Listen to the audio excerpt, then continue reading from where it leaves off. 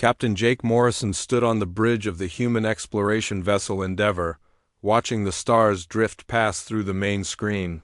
The year was 2387, and humanity had been part of the Galactic Coalition for 50 years now. Most of the other species still looked at humans like they were newcomers, barely worth noticing among the ancient civilizations that had ruled space for thousands of years. Jake did not mind being underestimated. In his experience, it was often an advantage. The Endeavour was on routine patrol near the Outer Rim territories, far from the busy trade routes and political centers where the important aliens lived.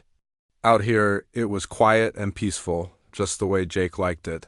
The silence broke when Lieutenant Amy Foster called out from her communications station.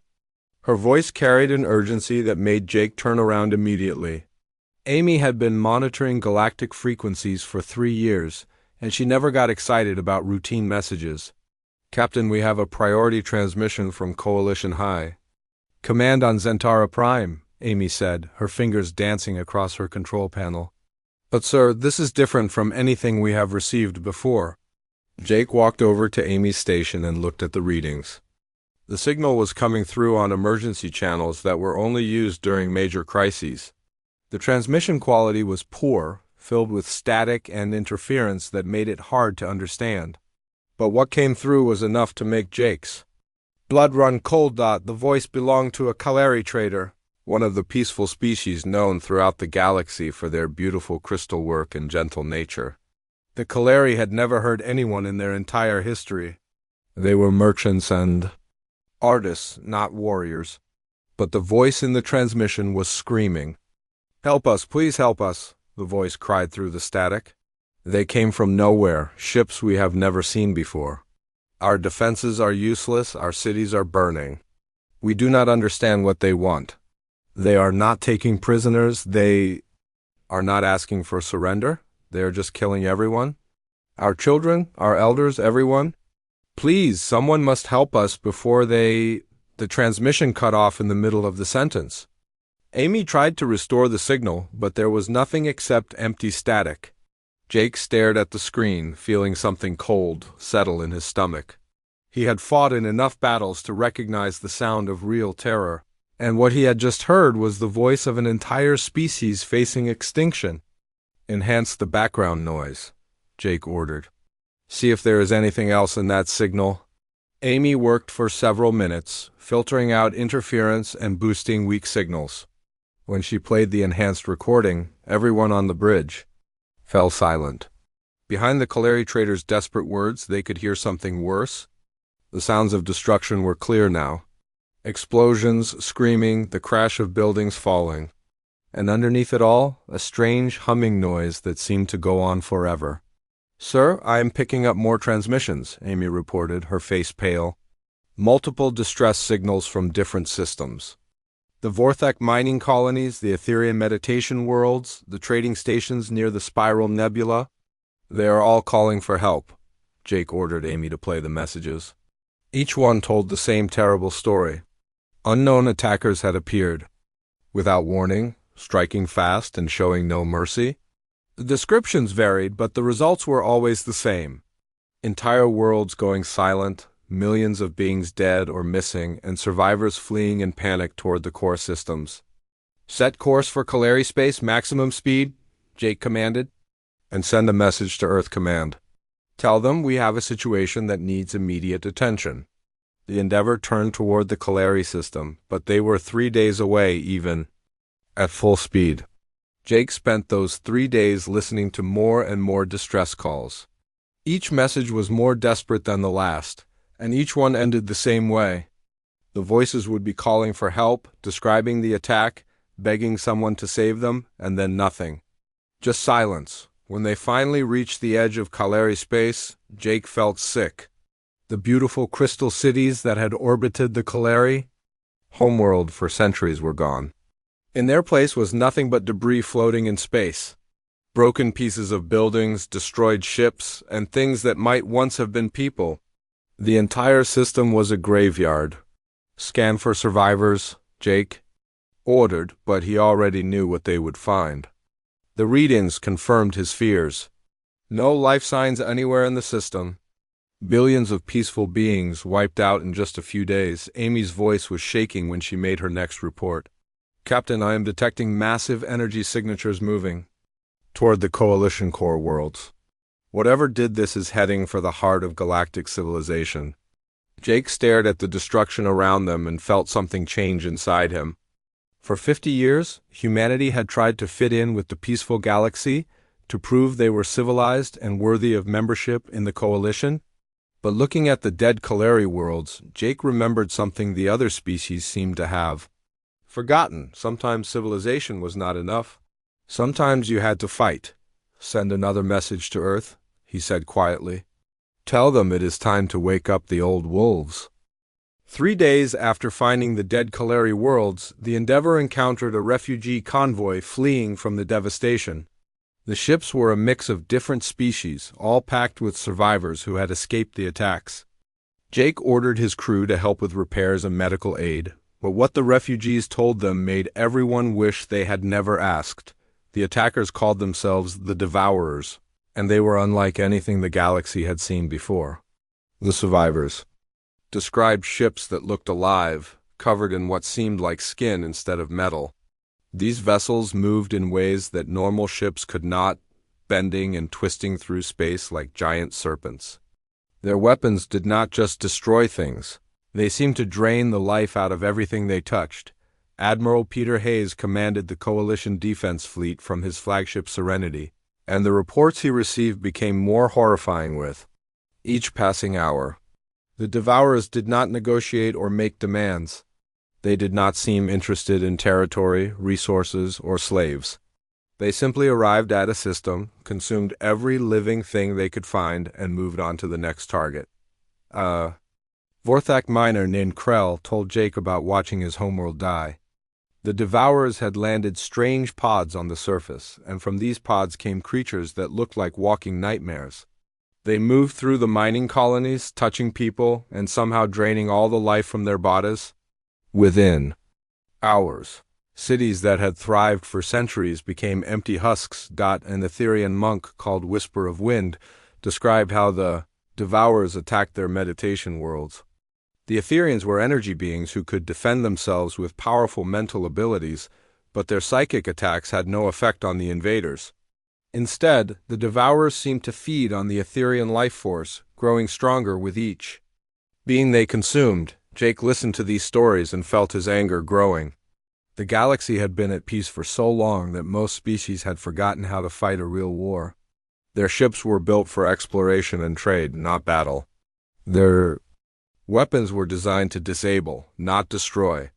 They had defense fleets, but those fleets were meant to deal with pirates and smugglers, not an enemy that wanted to kill everyone.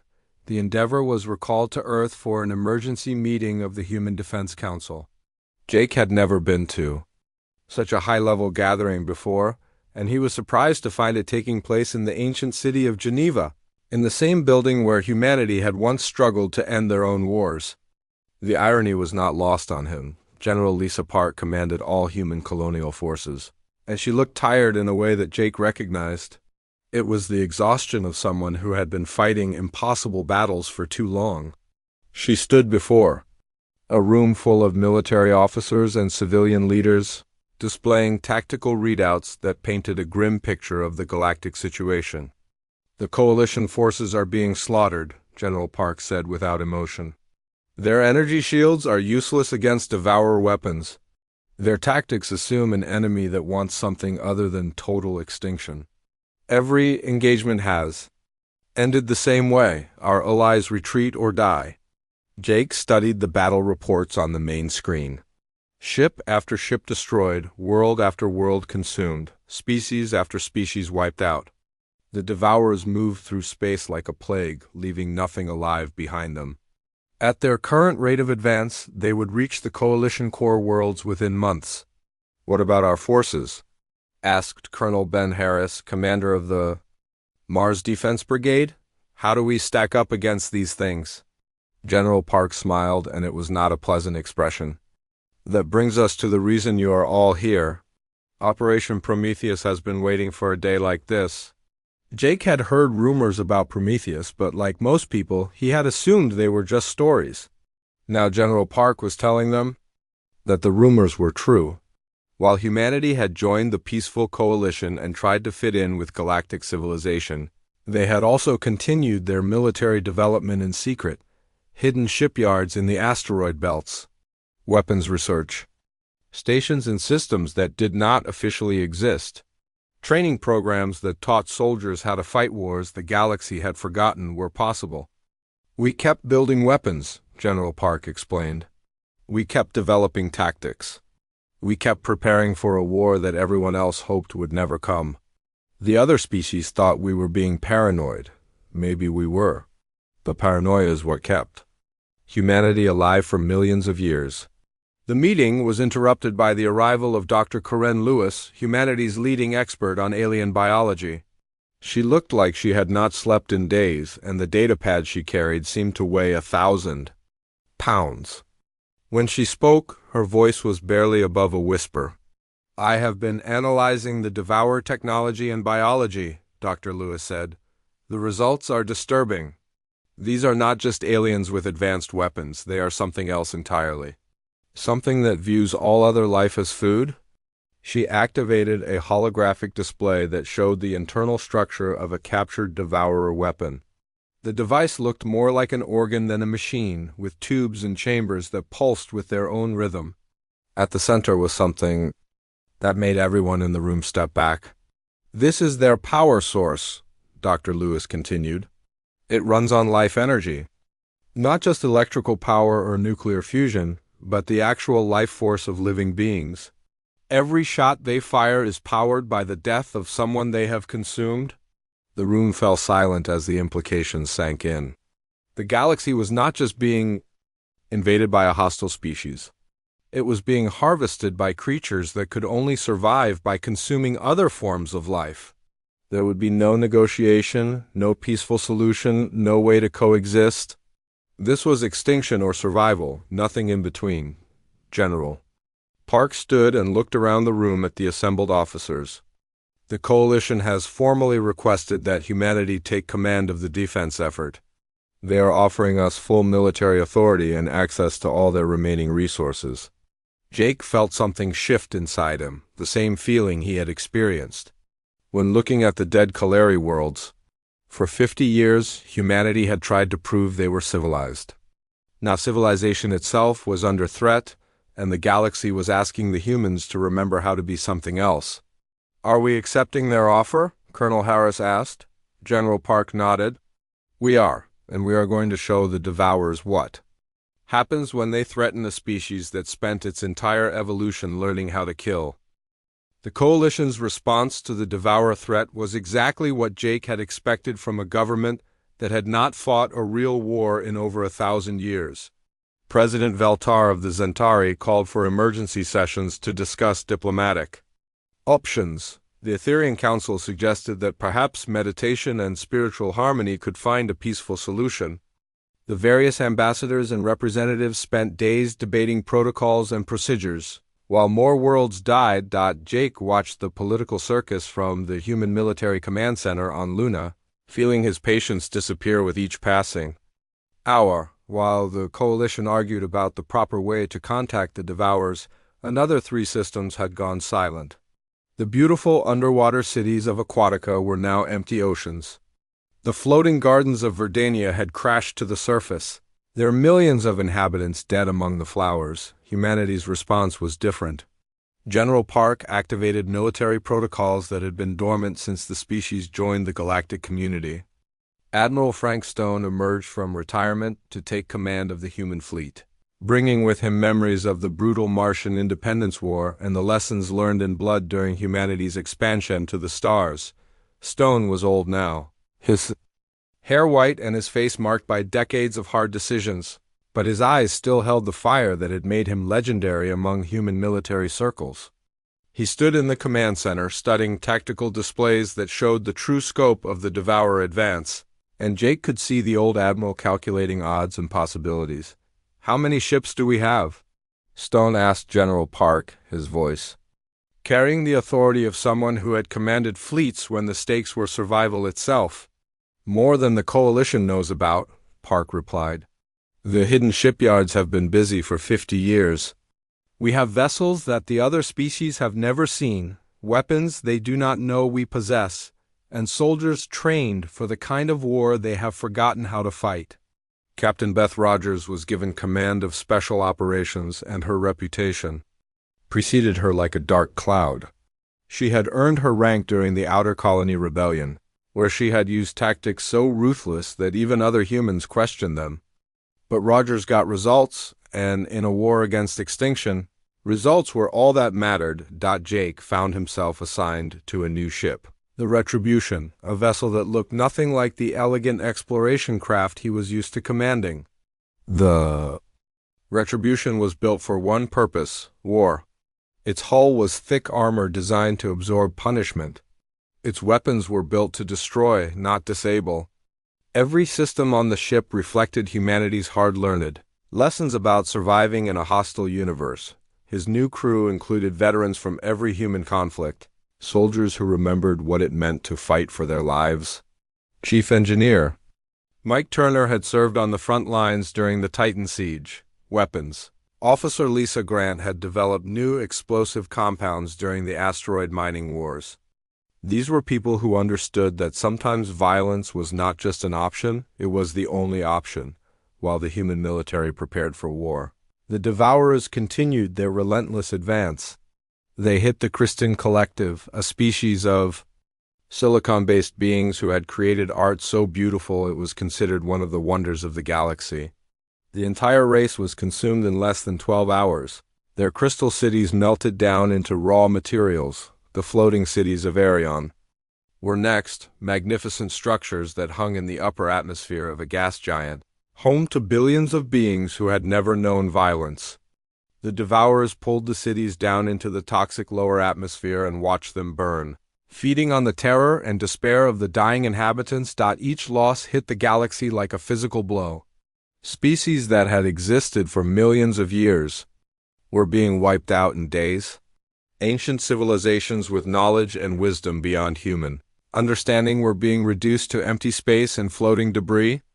The galaxy was dying piece by piece, and its defenders were helpless to stop it. Jake received a personal message from his daughter Casey, a researcher working on Titan Station. She had been studying the intercepted Devourer communications, trying to understand how their hive mind operated. Her findings were disturbing but potentially useful. "Dad, I think I've found something important," Casey's message began. "The Devourers are not just a species, they are more like a single organism spread across millions of bodies. They share thoughts, experiences, and memories instantaneously across vast distances, but there might be a weakness in that connection." Jake studied Casey's research data, and what he found there made him think of possibilities that had not occurred to the Coalition scientists.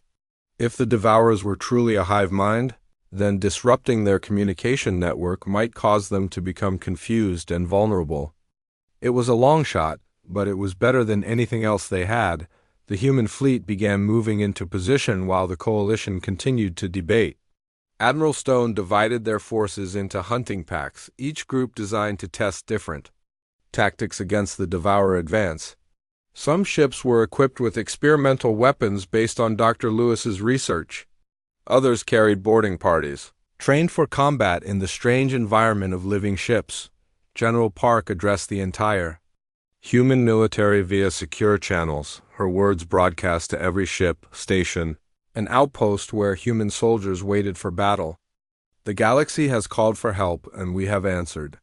But we are not going to fight this war according to their rules. We are going to fight it our way, using every lesson our species learned during its climb to the stars." Jake stood on the bridge of the Retribution, watching his crew prepare for combat with the efficiency that came from years of training and experience. Around him, the human fleet was taking shape, vessels emerging from hidden bases and secret shipyards to form the largest military force humanity had ever assembled. The Coalition representatives were horrified when they saw the true extent of human military capability. These were not the peaceful exploration ships they were familiar with. These were warships built by a species that had never forgotten how to fight. The other species looked at the human fleet and saw something that reminded them why they had once feared the newcomers from Earth. President Veltar sent an urgent message to General Park, demanding to know why humanity had been building such weapons in secret. The Zentari leader accused humans of planning for war instead of working for peace, of preparing for violence instead of embracing the harmony that had made the coalition possible. General Park's response was simple and direct. We hoped we would never need these ships. We hoped the galaxy would stay peaceful forever.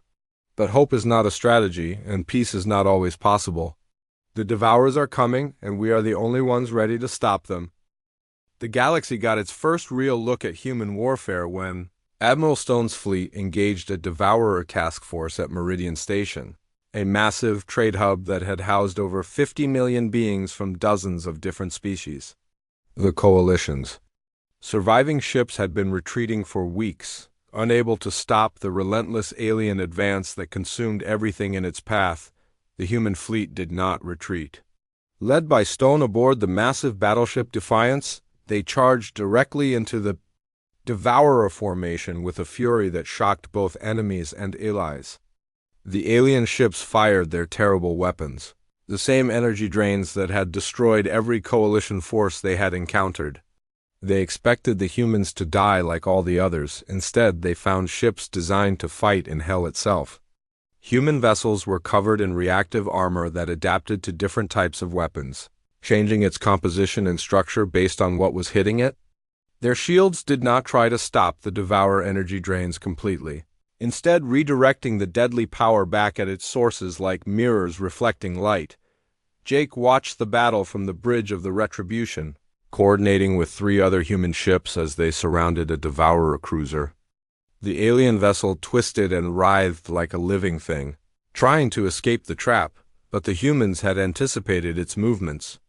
They had studied the enemy, learned their patterns, and developed tactics specifically designed to exploit their weaknesses. Captain Beth Rogers led the first boarding action against a Devourer mothership, something no other species had even attempted.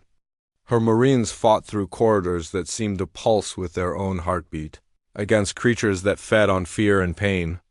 The Devourers had expected to find easy prey, beings whose terror would make them stronger, but humans, Rogers discovered, tasted different to the aliens.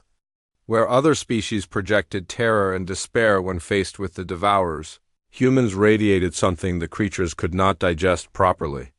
It was not fear that drove human warriors into battle, but a cold, focused rage that had been refined. Over millions of years of survival on a hostile world, the Marines moved through the alien ship with weapons that violated every galactic convention on warfare. They used explosive rounds that shattered the living walls. They carried flamethrowers that burned through the organic passages. They deployed poison gas that killed everything in the enclosed spaces. It was brutal, efficient, and completely unlike anything the civilized galaxy had seen in centuries. Chief Engineer Mike Turner reported from the engine room of the Retribution as they disabled a Devourer destroyer. Captain, their power systems are completely biological. They are using some kind of life force conversion to generate energy. But if we can disrupt the flow, the whole ship dies. Jake ordered his weapons officer to target the alien vessel's power core with a specialized torpedo that Dr. Lewis had designed. The weapon contained a virus that attacked living tissue, turning the Devourer's biological systems against themselves. When it hit, the enemy ship convulsed like a dying animal and went dark. The battle at Meridian Station ended with something the galaxy had not seen since the war began: a Devourer retreat. The surviving alien ships fled into deep space, leaving behind wreckage and a human fleet that had taken damage but remained functional. For the first time in months, a coalition position had been successfully defended, but victory came with a terrible cost that horrified the humans' galactic allies. The tactics that worked against the Devourers required a level of brutality that went against everything the coalition believed in.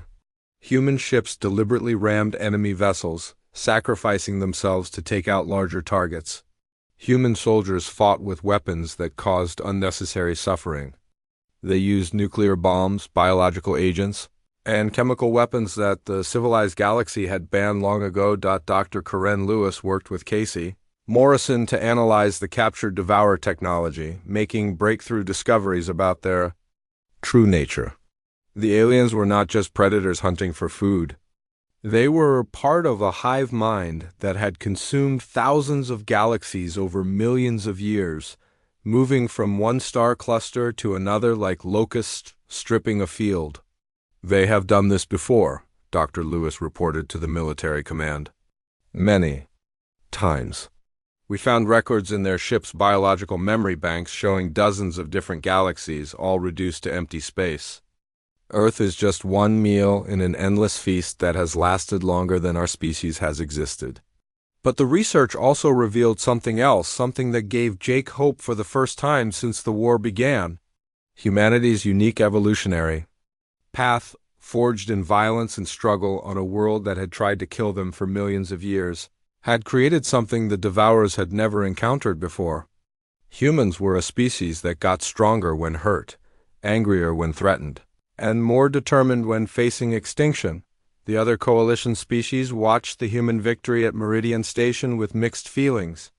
They were grateful that someone had finally stopped the Devourer advance, but they were also terrified by the methods used to achieve that victory. President Veltar of the Zentauri sent urgent messages to Earth, demanding that humanity limit their tactics to more civilized approaches. General Park's response was broadcast across the entire Coalition communication network, ensuring that every species heard humanity's position clearly. The Devourers do not recognize the rules of civilized warfare. They do not care about our conventions or our moral standards. They want to kill everything that lives in this galaxy, and they will not stop until they succeed or until we stop them. We will use whatever methods are necessary to ensure our survival and yours. Admiral Stone began planning Operation Warhammer, a massive counterattack designed to take the fight directly to the Devourer fleet.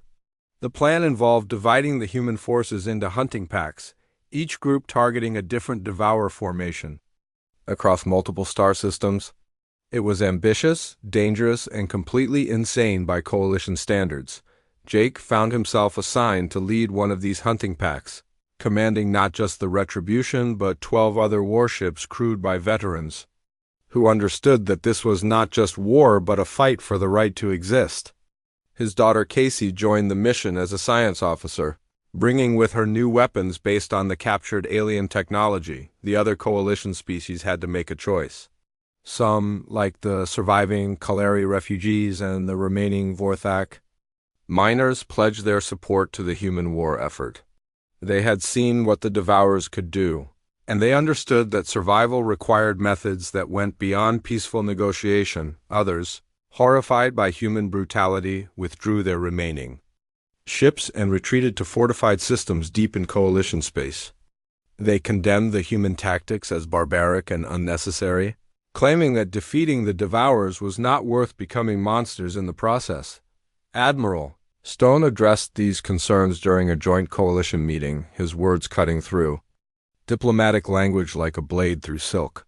We are not becoming monsters. We are remembering what we always were. Humans are predators, evolved from hunters who survived by being better at killing than anything else on our world. The galaxy made us forget that for 50 years, but the Devourers have reminded us.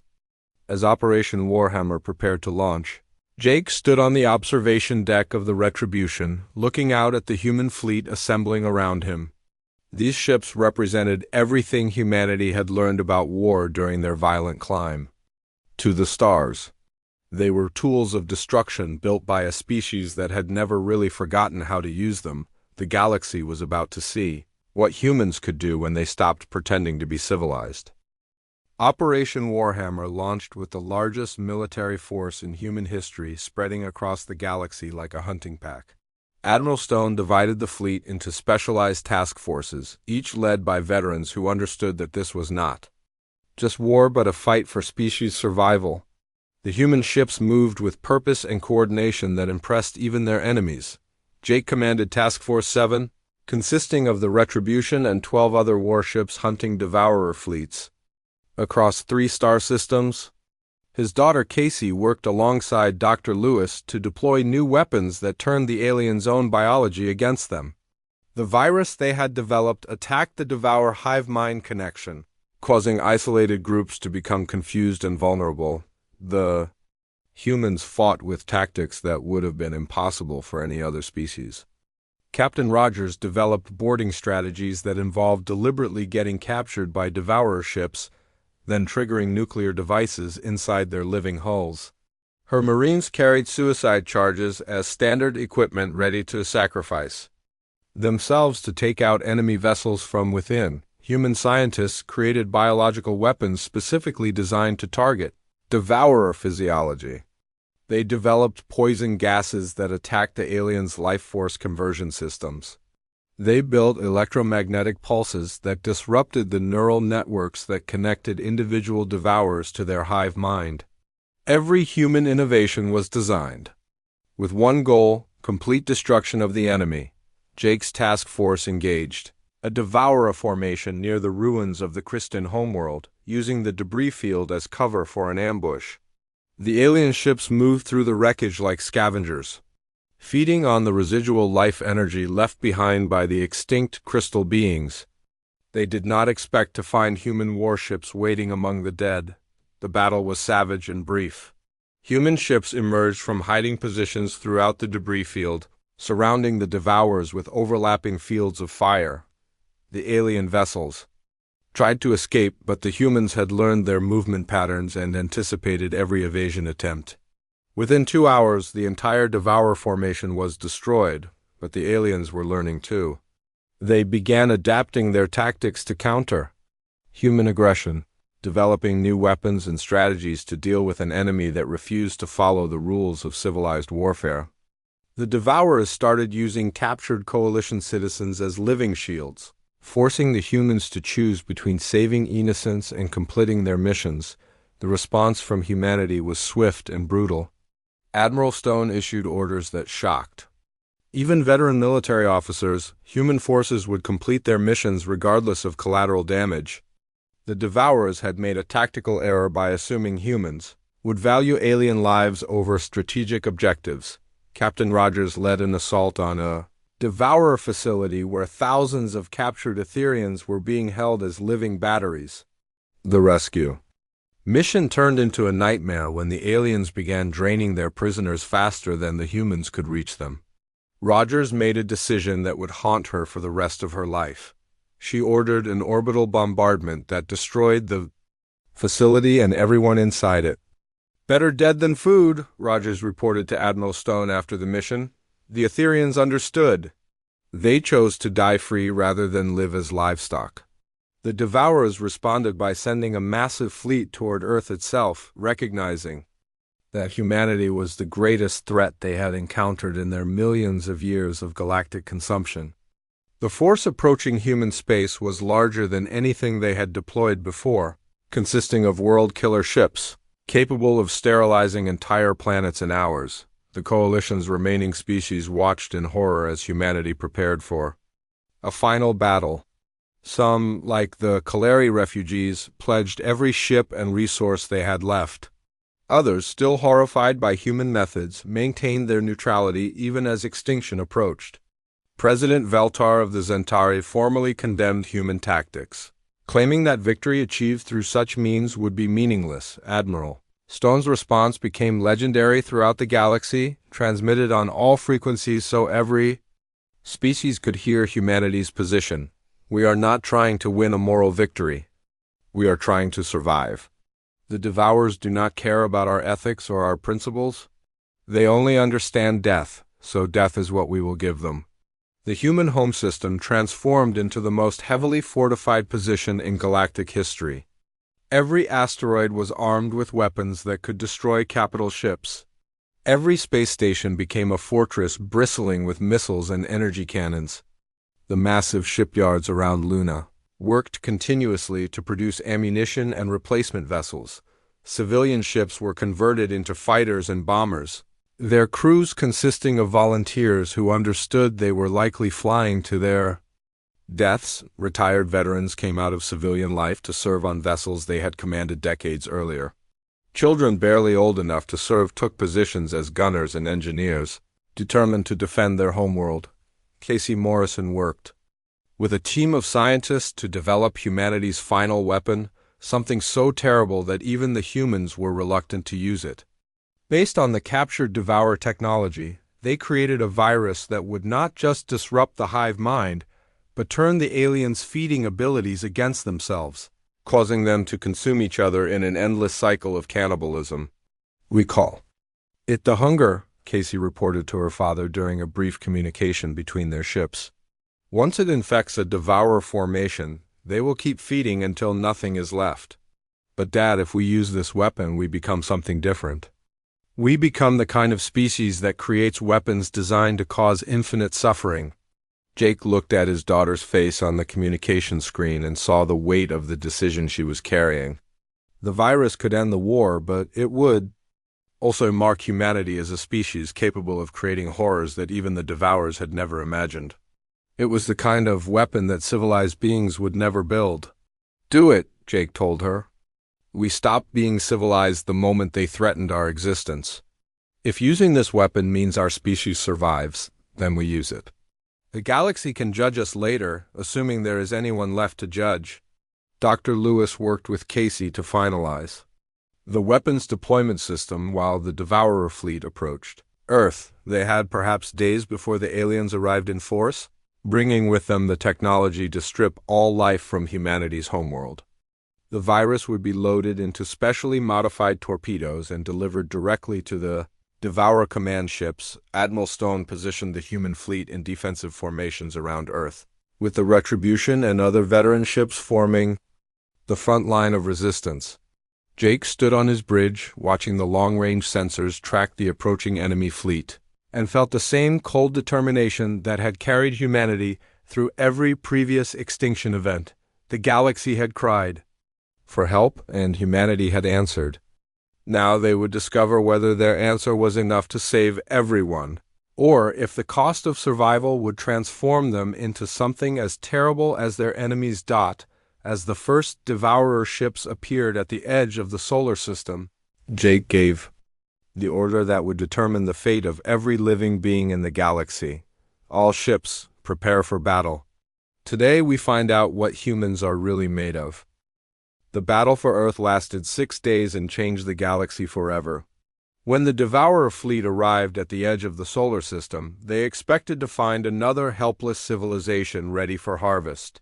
Instead, they encountered the full fury of a species that had spent its entire existence preparing for exactly this moment. The fighting began in the outer asteroid belt, where human mining stations had been converted into weapons platforms. The Devourers launched their world killer ships toward Earth, massive vessels designed to strip all life from a planet in hours. They never reached their target. Human ships sacrificed themselves in ramming attacks, nuclear explosions lighting up space. Like artificial suns, as captains chose death over failure, Jake commanded the front line from the bridge of the Retribution, coordinating with Admiral Stone to implement tactics that would have been impossible for any other species. Human ships operated independently when communication was cut, each captain making split-second decisions that prioritized species survival over their own lives. The discipline and coordination impressed even the Devourers, who had never encountered such organized resistance. Captain Rogers led suicide squadrons against the largest Devourer vessels, her fighters diving directly into the alien ships' weapon ports and detonating their entire payload inside the living hulls. Her final transmission became legend among human forces. "Tell my family I chose how to die. That is more than the Devourers offer anyone." On the third day, the aliens breached Earth's outer defenses and began landing assault pods on the surface. They expected to find easy prey, helpless civilians who would feed their advance toward the planet's core. Instead, they encountered 8 billion humans who had been preparing for this invasion their entire lives. Every city became a fortress, every street a killing ground. The Devourers discovered that humans fought differently on their homeworld. Not just with weapons, but with a desperate fury that their feeding abilities could not overcome. Children who should have been easy victims instead detonated improvised explosives. Elderly humans who appeared helpless revealed hidden weapons and fought to the death. The aliens had consumed thousands of species across millions of years, but they had never encountered anything like human determination on home soil. Where other beings had fallen into despair when faced with extinction, humans became more dangerous. The Devourers found that fear only made their enemies stronger, more creative, and more willing to use tactics that defied all logic. Casey Morrison deployed her virus weapon on the fourth day of the battle, launching specialized torpedoes at the Devourer command ships from a research station hidden in the Kuiper Belt. The virus spread through the alien hive mind like wildfire, turning their greatest strength into their ultimate weakness. Devourers began consuming each other, unable to distinguish between food and allies as their neural networks collapsed. The effect was horrifying even by human standards. Entire Devourer formations turned on themselves, the largest ships devouring their smaller escorts before attacking each other in an endless cycle of cannibalism. The virus Casey had created was worse than any weapon the galaxy had ever seen, causing infinite suffering with no possibility of mercy or escape. Jake watched the virus take effect from the bridge of his damaged ship, feeling sick despite the tactical advantage it provided. His daughter had created something that turned the Devourers into their own worst nightmare, forcing them to experience the same terror they had inflicted on countless other species. It was justice, but it was also a demonstration of humanity's capacity for creating horrors beyond imagination. The turning point came when Jake led a final assault on the Devourer mothership, a massive organism that coordinated the entire invasion fleet. The boarding action cost hundreds of human lives as Marines fought through passages that seemed designed to cause maximum psychological damage. But humans had been living with psychological damage for their entire evolution, and they pushed forward despite losses that would have broken any other species. Chief Engineer Mike Turner sacrificed himself to disable the mothership's defenses, allowing Jake and his remaining crew to reach the central command chamber. What they found there was not a bridge or control room, but a living brain the size of a building, pulsing with the collective consciousness of billions of Devourers across space. Jake detonated the nuclear device he had carried for this moment, destroying the entity that had coordinated the invasion and severing the connection between Devourer forces throughout the galaxy. With their hive mind shattered, the surviving aliens fled into deep space, their organized assault collapsing into chaos and retreat. The battle ended with Earth scarred but alive, its population reduced but unbroken. Human ships drifted in space around their homeworld, many of them damaged beyond repair but still flying because their crews refused to give up. The cost had been terrible, but humanity had achieved something no other species had managed. They had faced the Devourers and won. 1 year later, the galaxy was a different place. Humanity had become the Coalition's military arm, respected and feared in equal measure by species that owed their survival to human sacrifice. New defense networks protected every inhabited system, designed and operated by humans who understood. That peace was only possible when backed by overwhelming force. Admiral Jake Morrison stood on the observation deck of his new command ship, looking out at a galaxy that was finally safe from the Devourer threat. The title felt strange after everything that had happened, but Admiral Stone had insisted that the heroes of Earth deserved recognition for their service. The old admiral had died during the final battle, spending his last moments coordinating the defense that saved everyone. Casey joined her father at the observation window, now recognized as one of the galaxy's leading experts on biological warfare despite her youth. The virus she had created remained classified at the highest levels, known only to a few humans who understood the responsibility that came with such knowledge. The galaxy might be safe, but humanity now possessed weapons that could threaten any species that forgot the lessons of the Devourer War. "Do you think it was worth it?" Casey asked, watching the ships of a dozen different species moving through space under human protection. "The cost of what we became to save everyone?" Cake considered the question carefully before answering. The galaxy owed its survival to human brutality, but that brutality had changed humanity in ways that could never be undone. They were no longer the newcomers trying to fit in with galactic civilization.